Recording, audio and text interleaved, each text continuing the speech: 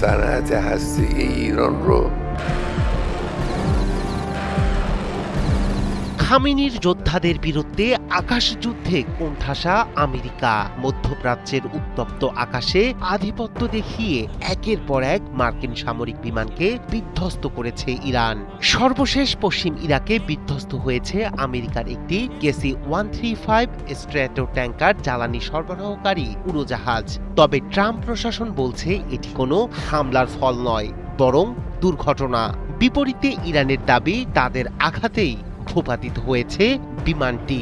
যুদ্ধের শুরু থেকে কয়েকটি বিমান হারানোর পর এখন প্রশ্ন উঠেছে, সত্যিই কি আকাশে চাপে পড়েছে আমেরিকা, নাকি মার্কিন সেনাদের মনোবল ধরে রাখতে গোপন রাখা হচ্ছে প্রকৃত তথ্য? ইরান ও আমেরিকার চলমান যুদ্ধের প্রেক্ষাপটে আবারও দুর্ঘটনার মুখে পড়েছে মার্কিন সামরিক বাহিনী। পশ্চিম ইরাকে আমেরিকার একটি সামরিক জ্বালানি সরবরাহকারী উড়োজাহাজ বিধ্বস্ত হয়েছে বলে জানিয়েছে মার্কিন সেন্ট্রাল কমান্ড সেন্টকম। মার্কিন সংবাদ মাধ্যম এবং আন্তর্জাতিক গণমাধ্যমের খবরে বলা হয়েছে, বিধ্বস্ত উড়োজাহাজটি ছিল একটি KC-135 স্ট্র্যাটো ট্যাঙ্কার।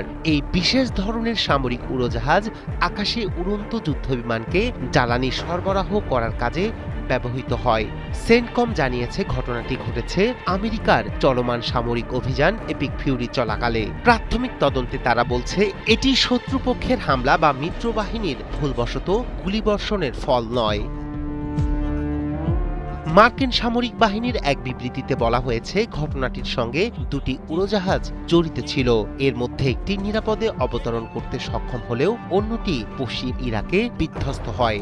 দুর্ঘটনায় পড়া বিমানটিকে সামরিক বাহিনী ক্ষয়ক্ষতি হিসেবে উল্লেখ করেছে। বর্তমানে ঘটনাস্থলে উদ্ধার অভিযান চলছে। সেন্টারকম জানিয়েছে, উদ্ধার কাজ সম্পন্ন হওয়ার আগ পর্যন্ত বিস্তারিত তথ্য প্রকাশ করা হবে না। একই সঙ্গে তারা সংশ্লিষ্ট সেনা সদস্যদের পরিবারের প্রতি ধৈর্য ধরার আহ্বান জানিয়েছে, যাতে নিশ্চিত তথ্য তাদের কাছে পৌঁছে দেয়া যায়। তবে ঘটনাটি নিয়ে ভিন্ন দাবি করেছে ইরান। দেশটির পক্ষ থেকে বলা হয়েছে, তাদের হামলার ফলেই মার্কিন উড়োজাহাজটি বিধ্বস্ত হয়েছে। একই সঙ্গে তারা অভিযোগ করছে, বিষয়টি গোপন করার চেষ্টা করছে মার্কিন প্রশাসন।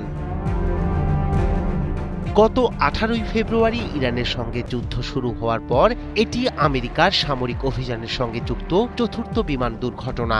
ইরানের সঙ্গে চলমান এই সংঘাতে এখন পর্যন্ত 7 জন মার্কিন সেনা নিহত এবং প্রায় 140 জন সেনা আহত হয়েছেন বলে জানিয়েছে পেন্টাগন। আহতদের মধ্যে 8 জনের অবস্থা গুরুতর।